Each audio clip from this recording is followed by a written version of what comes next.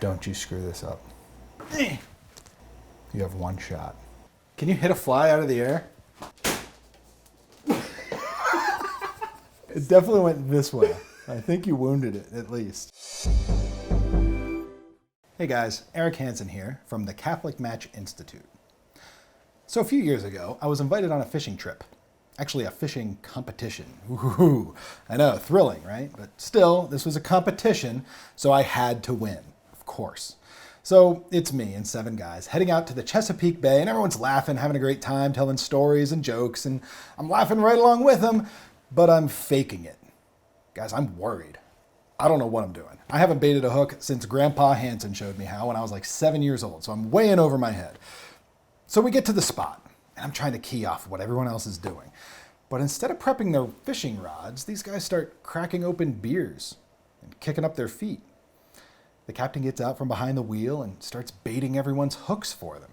Then he starts casting their lines. He's looking at us like, all right, this rod's yours, and this one's yours, and this one's yours. At that moment, I realized this wasn't a competition at all. All that anxiety I had, all that pressure that I put on myself about having to do this the right way, it went away. Instead of being stressed out, I was just relaxing with my buddies, having a great time. To this day, I couldn't tell you who won the competition, but I do know we had a blast that day. It wasn't what I was expecting, but it was better. Expectations. Maybe you're getting amped up for your very first date. Or maybe you're dreading the thought of your 5th first date this month, and you're just getting sick of it. Maybe it's been 30 years since your last first date. Odds are you're going into this thing with some pretty serious expectations about the way it's supposed to go. So, 3 things. Number 1, be honest. First dates are gonna be awkward. You're nervous, they're nervous. It's gonna be weird until you get to know each other and you get those initial moments under your belt. Accept it and expect it. Number 2, be selfless. We get so caught up in ourselves and how we're feeling. Think about how your date is feeling. They've got jitters too. Concentrate on being a good listener instead of being a good storyteller. Even if you know something about their interests, don't babble on and on about it.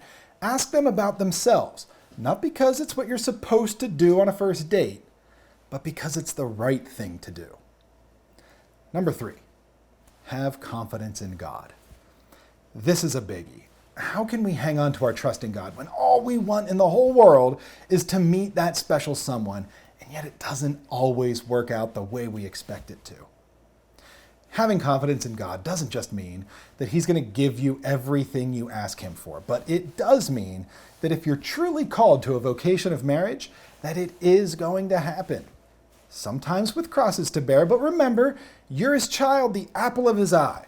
So before that first date, when you're fixing your hair in the mirror, remember these 3 things. Be honest, be selfless, and remember who you truly are, a child of God.